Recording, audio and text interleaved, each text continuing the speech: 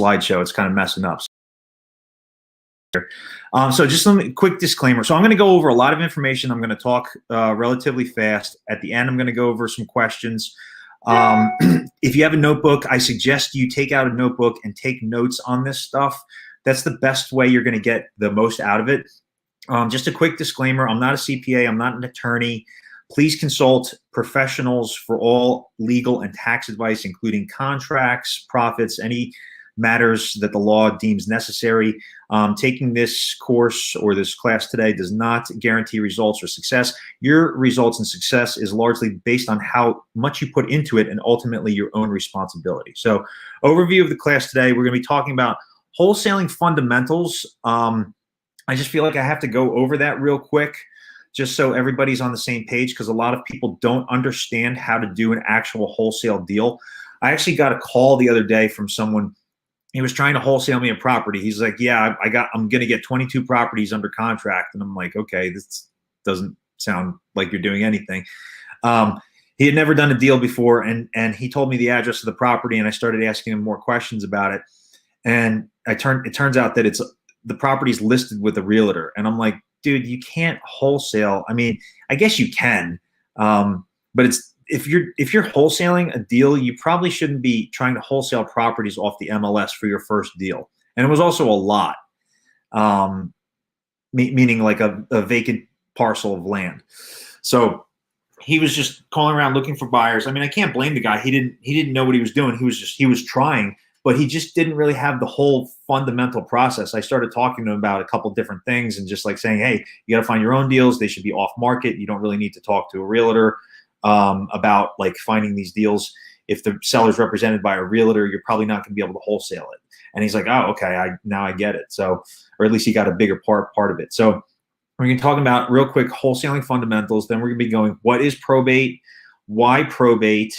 Where to find probate deals, and then like title issues and challenges with regards to the probate process. And then we'll do some Q&A at the end. So here are the basics, what I consider the basics of just any kind of wholesale deal. So you want to start off with marketing. So marketing is just basically getting your message out there in front of somebody's face. It could be bandit signs, like anything that says we buy houses. Hey, I buy houses cash. I'm looking to buy a house cash and close quickly. So it could be bandit signs. It could be mailers. You could have Facebook ads, Google ads. Could be word of mouth. You could have billboards. You see those like big we buy ugly houses signs. That's just marketing, right? There's lots of different types of marketing, but it's just you want to do any type of marketing and get your message out there to find the people who are actually interested in selling their house for cash as is quickly. Then when that person calls you, or you contact them and you strike up a conversation, that becomes really a prospect or a lead at that point. So the lead is somebody who is actually interested. They've reached out to you, you've reached out to them, and they've made some type of indication that they are actually interested in selling their house for cash as is, right? So that's when they contact you, they become an actual lead. Then you want to make an offer on the property, right? So you make your offer. Once the offer is accepted, then you've got to put the property under contract. Then the next thing you do is you find a cash buyer. So hopefully you have a cash buyer already lined up for things like this.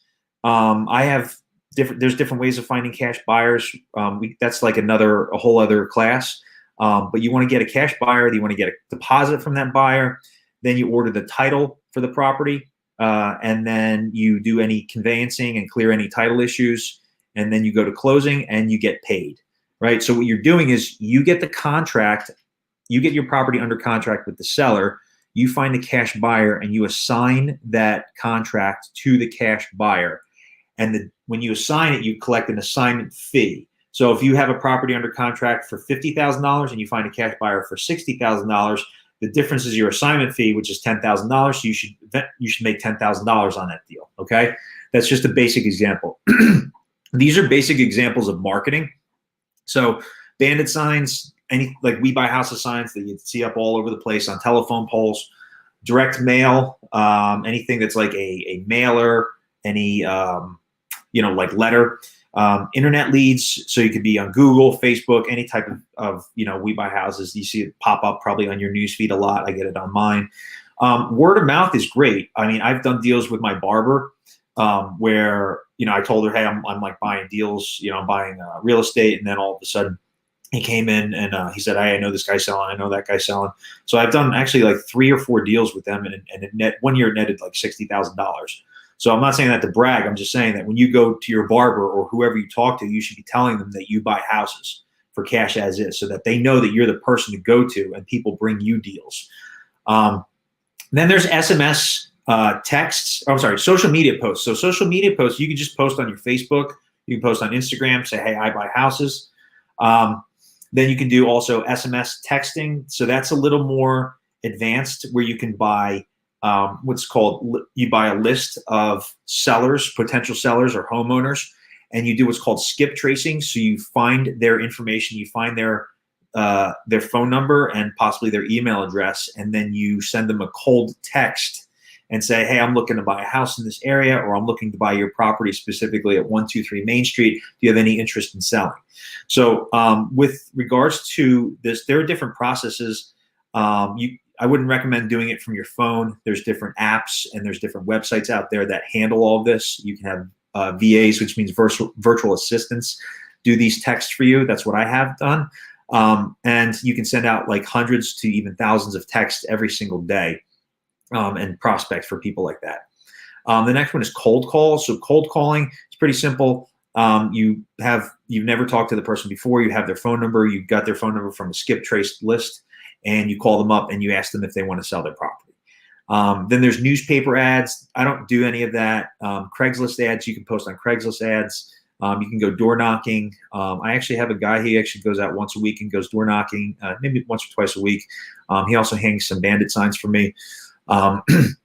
And door knocking can be effective. If you knock on enough doors, you'll find somebody who wants to sell their house, right? So I know it's like, it's labor intensive, but it is the cheapest, by far the cheapest marketing method. If you have $0, and you get a list of people who are, let's say, on behind on their property taxes, you can go knock on their door or knock on their door and see if they want to sell their house. So if you have no money, people are always like, well, I don't have any money, I can't do this. Well, you can if you have the effort and the will to do it. You can go door knocking. That's the one way to do it. And you get good at accepting rejection, because most people are nice, but some people will slam the door in your face. But most people are actually pretty nice.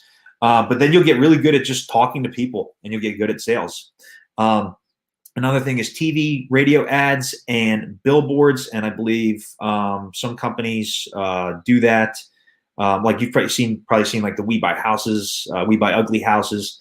And then you hear once in a while like TV ads and radio ads. That's if you have like a really big budget and you can afford something like that. So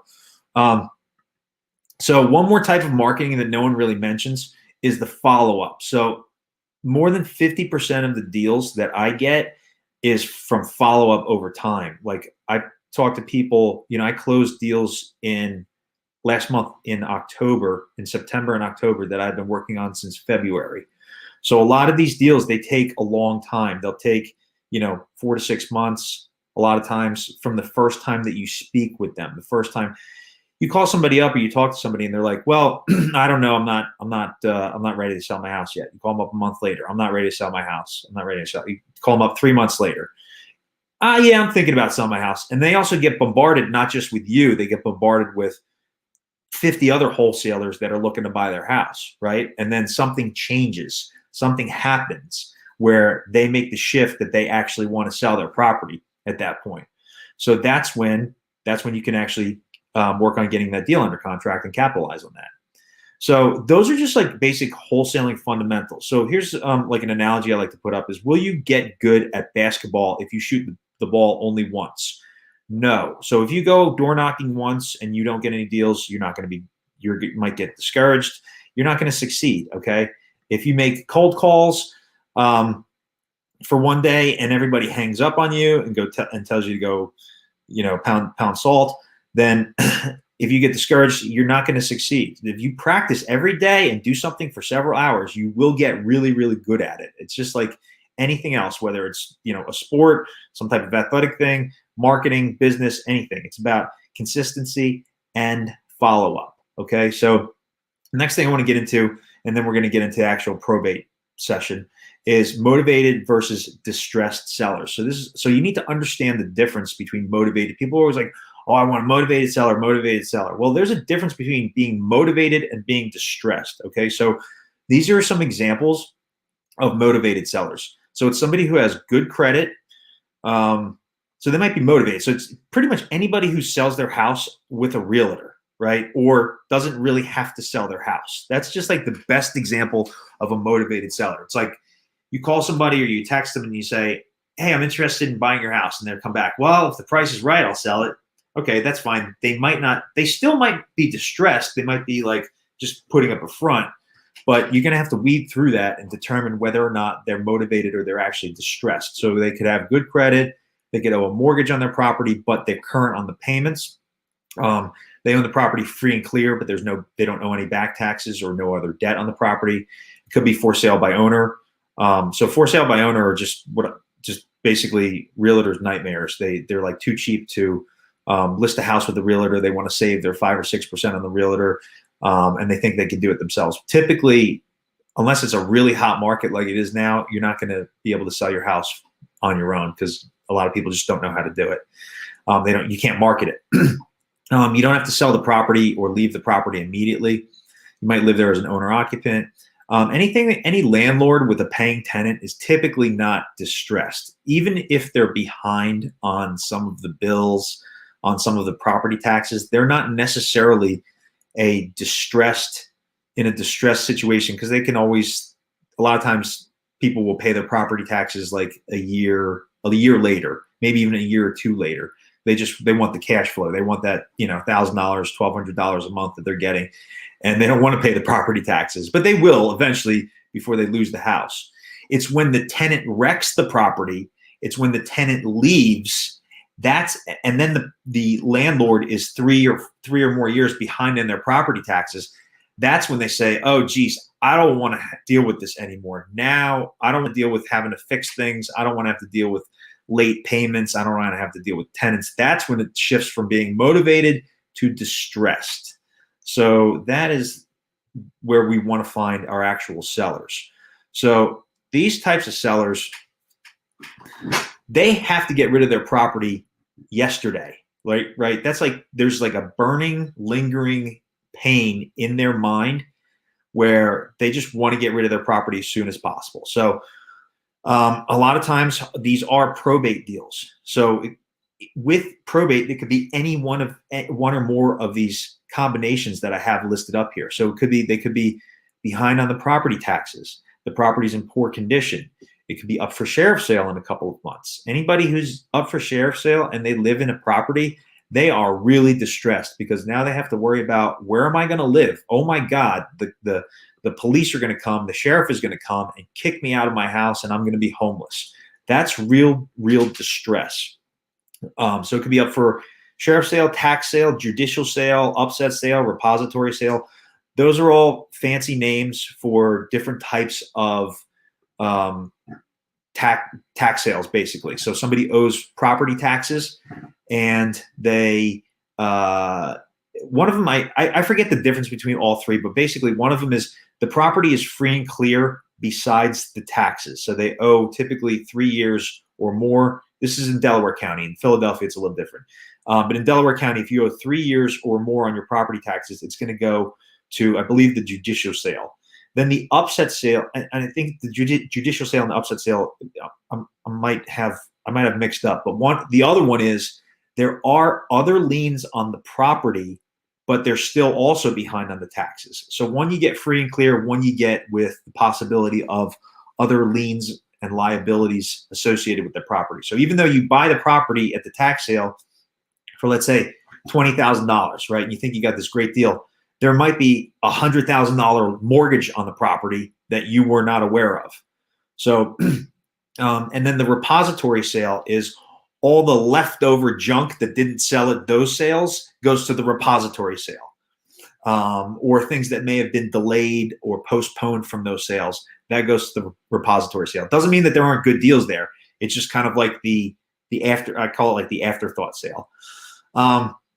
Code violations, these are great. These are where people are, it could be anything from they left their trash out. But then it could be other code or L&I, which means license and inspection violations. So license and inspection drives around a lot of times, and they will find buildings that are falling down that are unsafe, and they say, hey, you got to fix this, right? So, and a lot of times it costs thousands to tens of thousands of dollars to fix it, and people don't have the money, and they don't want to spend the money to fix it. So if you get a code violation list and you're able to market to that, then you can possibly contact distressed sellers. That's a real distress. It's like, hey, I'm talking to a guy right now, and his property is actually on the demolition list, right? Now you can get it off of the demolition list, I believe, but you have to make certain repairs to the property within a certain period of time, right? So if I buy the property from him, or if I get it under contract and I assign that contract to an end buyer, that end buyer is going to have to make the repairs to the property, or it's going to get torn down, right? And then he's just going to lose all his money on the property.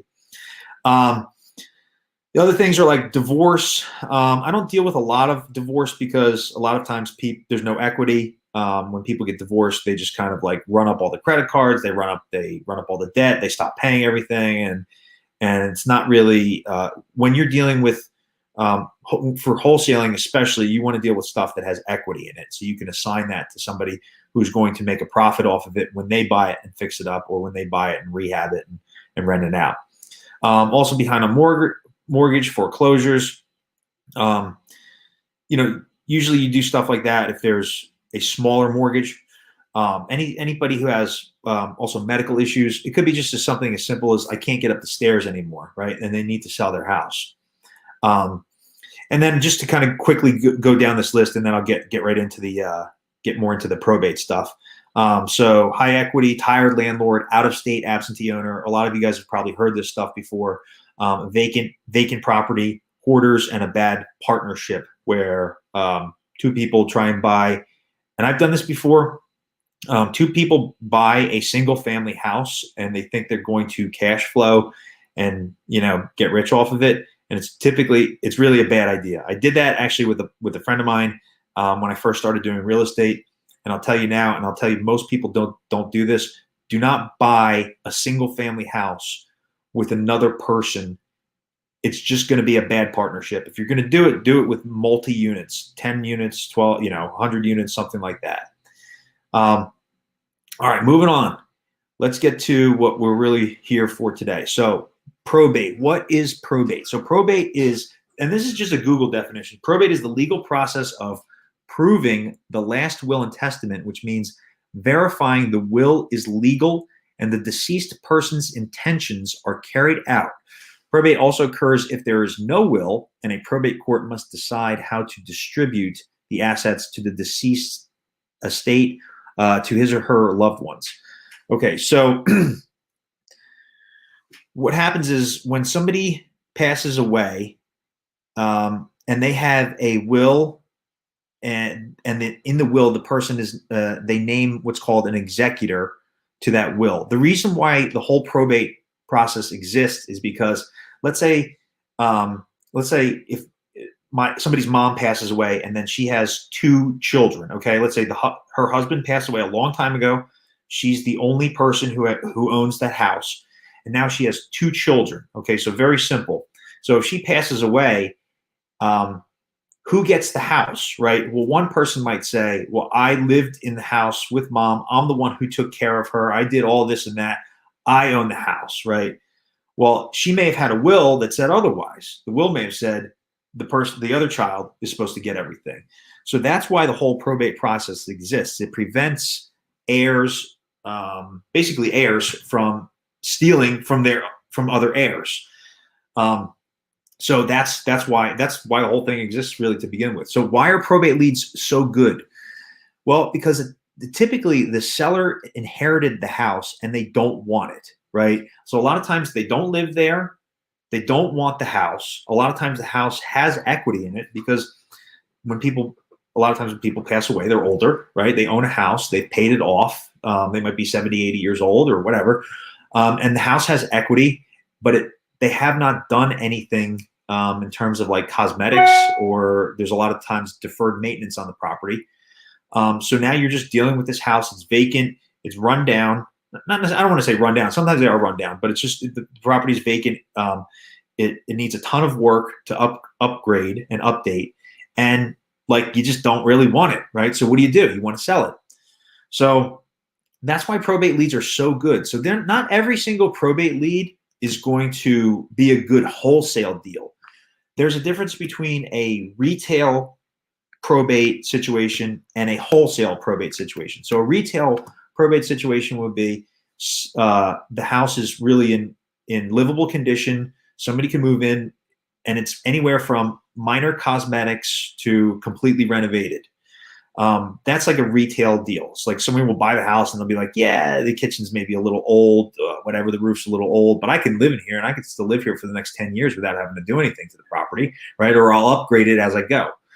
Now, a wholesale probate situation is where there's a lot of cosmetics needed, or a lot of functional things, like the heater doesn't work, the hot water heater doesn't work, maybe the roof leaks, maybe the siding is not great. The kitchen and bathrooms could be 50 years old.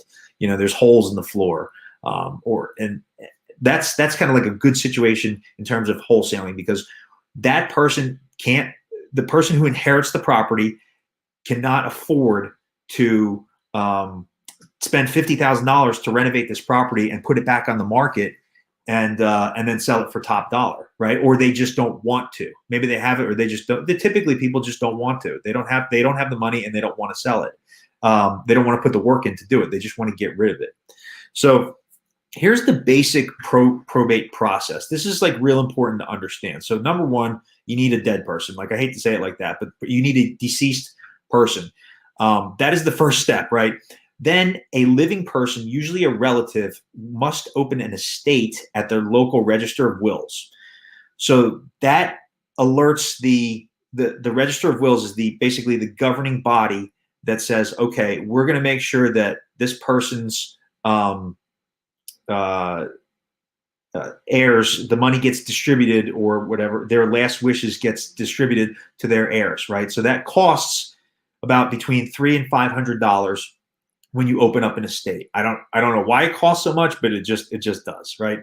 So how do you open up this estate? So I've done this with people. So you have to go down to the register of wills, and you have to say so and so passed away, and you have to bring a death certificate, and then you have to typically bring their last will and testament. So their last will and testament, you hand everything over to the register of wills. The register of wills says, okay, this is a legitimate death certificate, and they'll say this is a legitimate last will and testament. They'll review everything. They'll say, okay, this is, and they'll say this person, it was named the executor or the executrix of the estate, and then that takes about 2 to 3 weeks.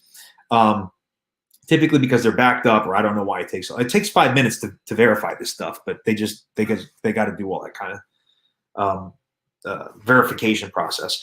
Then they'll ask you a bunch of questions. They'll say, well, what was in the estate? They'll say, what was owned in the estate? And if there was a home, then they'll say, okay, there was a home in the estate. If there's a bank account, if there's cars, if there's any other thing, typically the biggest thing, the thing that's valued the most in somebody's estate is going to be their house, right? So then they'll put some type of, like, I think, value on it initially, but that's not necessarily the final value of the estate. They just kind of want to have like an idea. So once the estate is opened, the administrator or the executor of the estate is now named, and they have a fiduciary responsibility to carry out the decedent's wishes and settle the estate. So what does that mean? That means that if somebody's mom passes away and mom wanted the house to be split 5 ways between the brothers and sisters, that person is now responsible for selling that house and splitting it between the 5 brothers and sisters, okay? They can't just take the house for themselves. So these are some different probate terms to be aware of. Register of wills went over that. So a death certificate is the proof of death. It's basically the opposite of a birth certificate. Sometimes people don't have a death certificate. They may have lost it. So you might be dealing with somebody who let's say they inherited the house from their mom, and they lived there for 20 years, and now they lost the death certificate. Well, you still need that death certificate. right? So where do you get it? You go to a place called Vital Records. So Vital Records is actually, I think it's in Center City, Philadelphia, somewhere downtown Philadelphia. So you can order a death certificate. There's other ways of getting a death certificate, but that's how you do it in the Philly area. A short certificate. So after you've opened up the estate, then the Register of Wills will issue a short certificate. So the short certificate is basically the document that proves that the person is in charge of the estate. So if I'm dealing with somebody's parent dies, and now I'm dealing with the daughter, okay, and I'll say, do you have a short certificate? That she'll say yes. I say, okay, great. That's going to need to go to the title company. The title company is going to need to verify that you are the person who is in charge of the whole estate's process. Executor, executrix, and administrator, administratrix. So these are terms that you need to know. So the difference between executor and executrix is male and is masculine and feminine. So it's like in Spanish how they have like masculine and feminine words. In English, we don't typically have that, but for this, we do. So executor is masculine and executrix is feminine. So if you're dealing with the female, it's executrix. Executor, it's male. So this is when there's actual will. So if a person passes away and they have a will, and in the will they name somebody the executor or executrix, that person is called the executor or executrix. Now, administrator or administratrix is when there is no will, but a person petitions the Register of Wills, and because, like, let's say somebody's mom passes away and there's two siblings, okay? So two siblings, one of them typically will do what's called relinquish their rights. So that means, okay, so they'll say, Bobby and Susie. So Bobby says, well, Susie, you take care of everything. Okay, I'm going to relinquish my rights to you. You go down to the Register of Wills and you open up the estate. So Susie says, okay, I'll be in charge of this. So Bobby has to sign this relinquish of rights form. He has to get it notarized, and she brings that form with her and goes to the Register of Wills and opens up the estate. She is now called the administratrix. That is when there is no will. There was no will when the person passed. Okay, so that's really the only difference between executor and administrator. So the estate, that just means that's all of the money and the property owned in that person's entity, right? So somebody passed away, so that's when they pass away, all the stuff that they own is called their estate.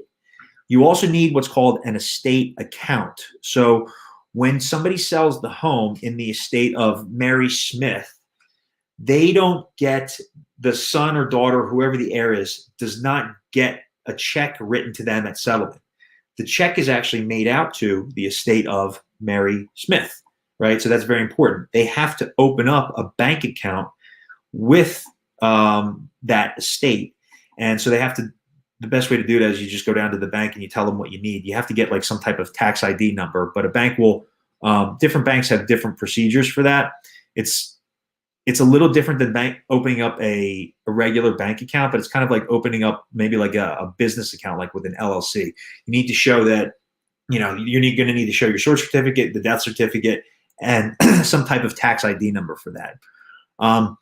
Another thing is inheritance taxes. So in Pennsylvania, if your parents pass away and you inherit from them, the inheritance tax rate is 4.5%. What that means is that if their house is worth $100,000 and you sell it, you have to pay 4.5%, $4,500 to the government, the state of Pennsylvania. Why did they do that? Because they can, and nobody says anything about it, right? Because that's just the way it is. I know it sounds horrible, but the government is taking money from your decedents, and most people don't even know about it. So there's different tax rates, inheritance tax rates for the relationship you have with the decedent. So parent to children is 4.5%. Siblings is 12%, and anybody else, cousins, nephews, nieces, aunts and uncles, that is 15%. When you sell that property, or when the property is sold, 1.5 times the escrow amount must be held typically by the title company. So what that means is real simple. If there's $5,000 of inheritance taxes that have to be paid, the title company has to hold 1.5 times that, which is $7,500, has to be held in escrow at settlement.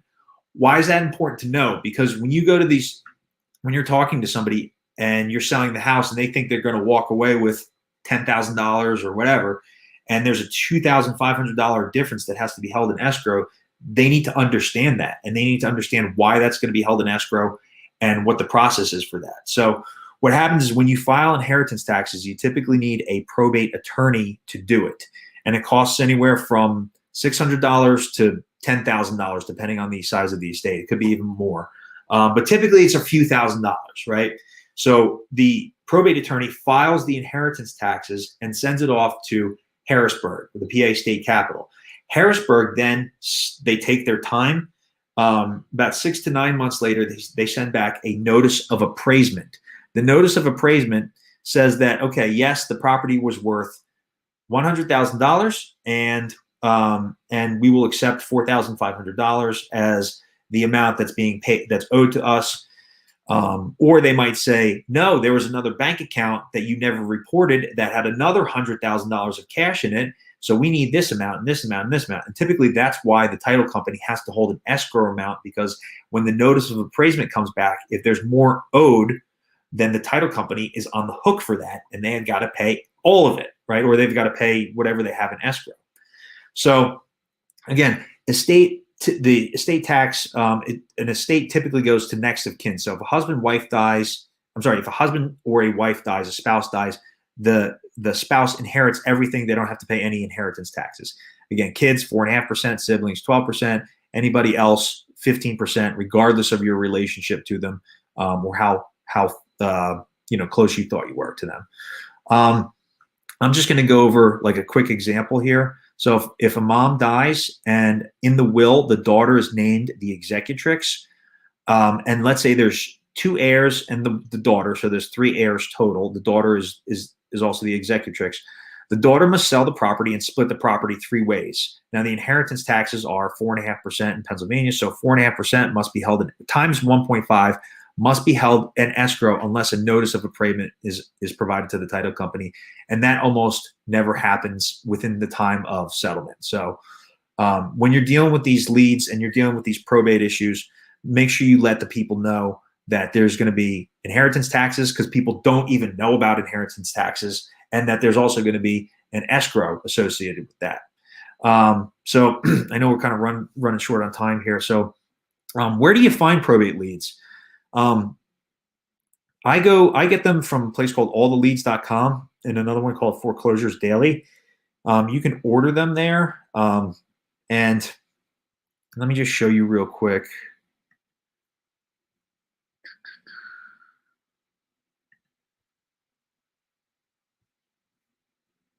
So this is the website, All the Leads, and I'm just going to log back in. This has, so you can order them for whatever county you want to. I will tell you that, probates are very competitive. People send out mailers to them all the time. They call them. Sometimes people don't want to be, they don't want to hear from you for a while. But when they are ready to sell, that's when they're ready to sell. So I can get them from, Bucks County, Delaware County. I'll just show you here. This is Delaware County. Well, actually, let me just show you. This is an old one. So there's like every month, there's anywhere from, 50 to 250 that come in. Wait a minute. Let me go back to Delaware County. And I'm in the wrong spot. I'm sorry. I got to go to View Leads. All right, View Leads. So these are all the leads that come up, right? So it gives you the name of the representative, and it will tell you. So if you click on this gives this person's information. So this is the personal representative. This is the deceased person. So she passed away.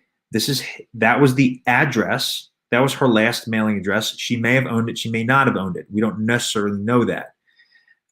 This is his address. You can send a piece of mail to say, hey, I'm interested in purchasing the property from Miss Ann Kerr at 1194 Namus Creek Road. Would you be interested in selling it? Right. So then it gives his phone numbers. It gives an email address. Just be aware that these little asterisks means that they're on the do not call list. So it's up to you whether or not you want to call. And that's pretty much it. When you're down here, this has an actual built-in CRM. So you can track the phone call. You can put, you called, he already sold the property, or he wants to, or, there's no property, or he does want to sell it. And then you just move on to the next one, right? And that's how you can get these from all the leads. So real quick, I'm going to do issues with probate deals, and then I'll go to Q&A. So these are some different issues when dealing with probates. So an estate was never opened. So let's say somebody calls you up and they say, hey, I want to sell this property. It was my mom's property. And the first thing I'll say is, okay, did you open up the estate? And if they didn't, then you got to say, okay, well, if you didn't open up the estate, you have to open up the estate because you can't legally sell the property until you open up the estate and you're named the executor or administrator. All right. The next thing is there was no will and there's no agreement of who's in charge. So you got to find out who's going to be in charge if there's no estate that's opened, and who's going to be in charge of this. So a lot of times it's the oldest sibling or it's the most responsible one. If they haven't opened up an estate, if they need to open up a estate and they don't have the money, but you want to put the property under contract and it's a really good deal and you've already talked to them about how much they're going to sell it for, drive them to the Register of Wills and open up the estate. Actually, I don't know if you can do that now with COVID, but I've done that before. I've gone to the Register of Wills. I've paid for to open up the estate myself, and we made it happen for them. Lost death certificate, again, go to Vital Records. This is a big problem, is people living in the house and they're unwilling to move. So if there's a bunch of, let's say there's 5 siblings and one of them's living in the house, right? Guess what? The other 4 siblings, they want to sell that property, and guess who doesn't want to sell it? The one living there, right? So you're basically dealing with a squatter, and you got to have to figure it out. Sometimes people go willingly. Sometimes people want to make a big stink about it, and they say, take me to court. And unfortunately, lots of courts are sympathetic, especially in these times, and they don't want to kick people out because of COVID. Another thing is, the heirs are unaware of the debt on the estate, and they're unaware of the inheritance taxes. So most people, again, they're not aware of the inheritance taxes, and they don't know what, like some people say, yeah, there's only a mortgage on there, or yeah, there's just a little bit of back taxes. And my next question is, okay, how about the water bill? And next thing you know, there's an $8,000 water bill. And how about the gas bill? And there's a $3,000 gas bill. Okay, so these things like add up, so they are not aware. So when they think they're getting $20,000 for the property and they're getting $3,000 for the property, it makes a difference, right? And then the last thing is, make sure your contract with the seller, it says the estate of Mary Smith or whoever the decedent's name is. You do not put the contract name in with the executor or the administrator. It's not a legal contract. They don't own the property. You put estate of Mary Smith and then your name or whatever your entity is. And then the final thing is the heir. People think that they have to transfer a property in their name in order to sell it. It's just a waste of doing that. They have to pay transfer tax, and it's just a complete waste of doing that. So we are pretty much out of time. So let me go back to here, and where are you guys? Let me go to stop sharing, and if I have, you see me? Yeah. Yeah, guys, you guys have questions for Evan, please post them. I know there's like a 30-second lag, but yeah, you can still continue, Evan, so that way people they're gonna hit you up soon. Why can't I see you now? Yeah. There we are. Okay, great. You can't see them? All right, yeah. Any questions? I'll post What's the secret sauce? What's that? breaking through all the noise, all the competition competing for the same deals. Why are you one of the best who competes in the wholesaling space? I mean, it's a matter of consistency. I mean, there is no secret sauce. It's just like, why is Floyd Mayweather the top fighter in the world? Because he practices all the time and he gets really good at it. Most people just kind of like drop off. They don't know the ins and outs. They don't know all of the details and all the secrets, and they don't know how to have the ability to build rapport with somebody. They don't have the ability to solve their problem. They might be able to do it once, and they might get lucky doing it, but to do it again and again and again, and do it consistently, that is the main thing for any type of success you want to do. So, with my contact info, you can call me 484. Let me see, 484. I'll put it on the 800-2749. See that in the comments? I'm gonna do it. Okay, that's fine. You can put yeah, call me or text me up there. I would normally ask you to find me on Facebook, but right now I've been banned for 30 days. 30 days? Jesus. 30 days, yeah. 30 days, yeah. Give me your number again. 484-800-2749. There's not like a million people watching this, right? I'm gonna get like. So it's 484-800-2749. Is that correct? Yeah. Shoot me a text, and then we can schedule time to talk if you want to talk. Any other questions? Well, just so you know, this is gonna go out to like probably 1,000 people. Oh, okay. So, yeah, so it's not just about the people that are watching right now. Well, I just want to let all the ladies and the men who's this. I'm married. I'm happily married, and but if you have questions about probate, so here's the thing. So I'm not like promoting anything. I'm not like selling anything. But if you do have deals that you come across and you want to partner with, and you need me to walk you through it, I will do that. We can do some type of split. I've done that for a lot of people before. Once I walk them through a couple deals, then they kind of know the situation. But yeah, I would encourage you to reach out to me. I do individual coaching. I really don't like to do it unless somebody already has some type of real estate background. I also do have a basics fundamentals course that I do once in a while. I'll do that if there's only like several people involved, like a small group. And it's like a 4-week course. But I don't have any of that planned right now. Unless I get some like overpouring outreach for it. Any other questions?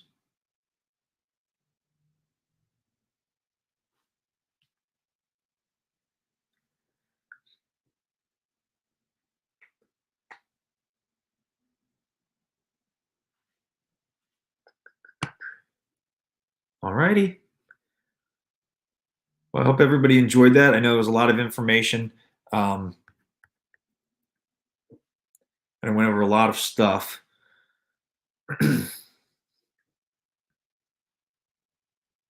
But all right, well, I'm going to sign off. Good luck, everybody out there. If you get any probate deals, again, probate deals are probably about 30 to 50% of the deals that I wholesale or buy are probate deals. So it's a very good way of you can find some great properties out there. All right, good luck, everybody.